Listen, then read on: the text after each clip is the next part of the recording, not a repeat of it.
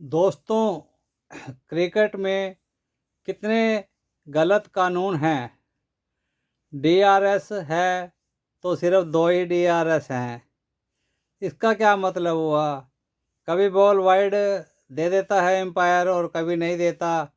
जब डीआरएस लेते हैं तो उसमें बताते हैं कि यार ये वाइड है और एम्पायर कहता है नहीं है, तो थर्ड एम्पायर से डीआरएस लेना पड़ता है। क्रिकेट प्लेयर की कितनी मजबूरी होती है कि वो डर डर कर डीआरएस लेता है, क्योंकि दो ही डीआरएस होते हैं। तो ये तो बहुत गलत कानून है। अब जैसे अब वर्ल्ड कप जो हो रहा था आईपीएल का, यानी कि जो आईपीएल में कहा जाता है कि श्रेयस अय्यर को नो बॉल दी गई थी लेकिन एम्पायर ने दी नहीं, और डर के मारे डीआरएस लेने में क्रिकेट के जो प्लेयर होते हैं, खेल रहे होते हैं, वो बेचारे सोचते हैं कि डीआरएस लें या ना लें। अब वो अपने नो बॉल को देखेगा या वो बैट बल्ले से खेलेगा। अब बल्ले से खेलने के बाद जब गेंद बाउंड्री के आसपास होती है कई बार, तो अंपायर उसका फैसला देते हैं और डर के मारे डीआरएस नहीं लेते, क्योंकि दो ही तो डीआरएस होते हैं। ये कितना गलत कानून है, ये आप क्या कहोगे? सब पब्लिक को पता है ये बहुत गंदा कानून है। अगर आदमी को रन आउट या नो बॉल और वाइड बॉल सारी, ये इसके अलग अलग से डीआरएस कहाँ से लेंगे? ये तो पहले अंपायर को खुद ही फैसला लेना चाहिए कि थर्ड अंपायर को ये फैसला हर बॉल पर जो डाउट वाली है उस पर देना चाहिए।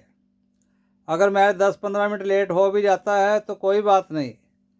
वैसे भी तो जब बारिश आ जाती है या मौसम ख़राब होता है तब भी तो मैच लेट होता है। ये सब कमाई के साधन हैं या क्या है? इसमें आदमी के साथ इंसाफ क्रिकेट प्लेयरों के साथ नहीं होता और जनता के साथ भी इंसाफ नहीं होता। तो इतने बड़े बड़े मैच होते हैं, 4-4, 10-10, 5-5 करोड़ के प्लेयर बिकते हैं, तो क्या उसके बाद फिर बिकते हैं? पैसे की इतनी भूख है। लोग कहते हैं कि यार ये जानबूझकर आउट हो गया, इसको पैसा दिया गया होगा। चलो, अगर नहीं भी दिया गया है तो प्लेयर की गलती होती है, वो तो चलो बात ठीक है कि आउट हो गया सही मायने में। लेकिन ये डीआरएस का पंगा मुझे इतना अच्छा नहीं लगता। और प्लेयर को डाउट होता है तो उसको, चाहे वो सही में आउट भी हो, वो डीआरएस ले सकता है। अंपायर, थर्ड अंपायर को स्क्रीन पर दिखाना चाहिए कि कोई प्लेयर आउट होता है तो 1-2 मिनट का टाइम वेस्ट होता है, लेकिन उसके दिल में ये तो नहीं रहता कि ये नो बॉल तो नहीं थी, या कहीं ये हमारे साथ बल्ले के साथ झूठ और सच का फैसला पता लग जाता है कि टच हुई कि नहीं हुई। अंपायर 1 मिनट में उंगली खड़ी कर देता है, जैसे जैसे बच्चों का खेल हो रहा है। ये कोई बात नहीं होती। दो दो अंपायर है तो स्क्रीन पर जो बैठे हैं थर्ड अंपायर, इतने अंपायर होने के बाद, इतना खर्चा करने के बाद प्लेयर को इंसाफ नहीं मिलता। ये बहुत गलत बात है। ये इतना गंदा कानून लगा है मुझे, जिसकी मैं बारे में सोच नहीं सकता। मन खट्टा हो जाता है जब ऐसी ऐसी बातें क्रिकेट में होती है। क्रिकेट देश की और विदेश में सब जगह, ऑल वर्ल्ड में फेमस गेम है, और इसको बच्चा बच्चा, बूढ़ा जवान सब देख रहे होते हैं। इतने लोग महंगी महंगी टिकटें लेकर स्टेडियम में जाते हैं, अपना टाइम ख़राब करते हैं, और उनके दिल पर क्या बीतती होगी जब गलत फैसले लिए जाते हैं। और मैंने कई बार देखा है, आपने भी देखा होगा, कि एम्पायर ने कहा ये वाइड नहीं है, तो जब DRS ले लेते हैं तो कहते हैं हाँ यार ये तो वाइड है। तो सही फैसला अंपायर कैसे लेगा?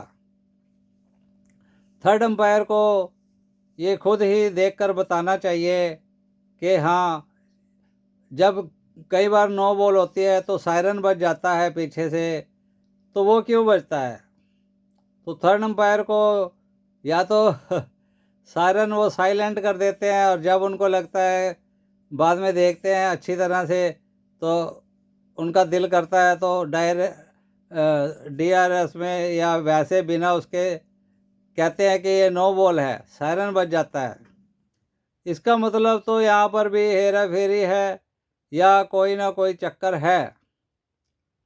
तो सही मायने में आप अंपायर क्या करते हैं, पब्लिक को तो यही लगेगा कि वो कुछ ना कुछ पैसे खाकर दूसरी टीम के हक में फैसला दे देते हैं। तो भाइयों, क्रिकेट के प्रेमी, क्रिकेट की दुनिया, ये इसमें कितने लोग बेचारे, कितने लोग फंस जाते हैं और कितने लोग इसमें पैसे हार जाते हैं और कुछ लोग पैसे जीत जाते हैं। लेकिन ये कोई कहता है कि जो टीम को ऐसे करोड़ों रुपए में बेचता है, वो आगे फिर जीतने के लिए करोड़ों रुपए फिर खर्च कर देता है। तो अब लोगों के शक तो जाएंगे ही, क्योंकि मैच का जो DRS का सिस्टम है, जब एम्पायर गलत फैसले देते हैं और बाद में कहते हैं हाँ ये वाइड है, थर्ड एम्पायर कहता है कि ये वाइड है, थर्ड एम्पायर कहता है ये नॉट आउट है, ये आउट है, ये फलाना है, ढिमकाना है। मुझे तो ये समझ नहीं आती ये गंदे कानून किस लिए बनाए गए हैं। ये हर साल इतने सालों से चला आ रहा है, ये कोई बात नहीं है। अब क्रिकेट से या और उससे गेमों से इतना पैसा गवर्नमेंट कमाती है और इतना पब्लिक कमाती है, इतनी ऐप वाले कमाते हैं, इतने ऐड वाले कमाते हैं, लेकिन पब्लिक को क्या देखना पड़ता है? पब्लिक को तो दिमाग ख़राब कर देते हैं क्रिकेट की दुनिया। आप क्रिकेट को भूलकर एंजॉय भी करो। एंजॉय करना बहुत ज़रूरी है जीवन में। अगर क्रिकेट को या किसी भी गेम को आप दिल पर, दिमाग पर ले लोगे तो आपको शांति नहीं मिलेगी। आपको सिर्फ खुशी मिल सकती है कि वो हार गया, कि वो जीत गया।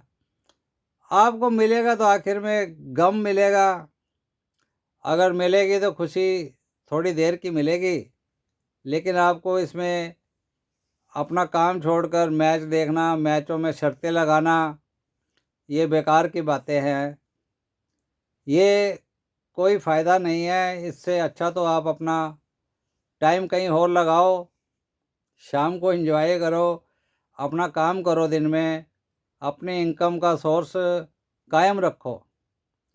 क्योंकि क्रिकेट प्लेयर को क्या है, वो हार गया तब भी उसको फ़ायदा है, जीत गया तब भी उसको फ़ायदा है।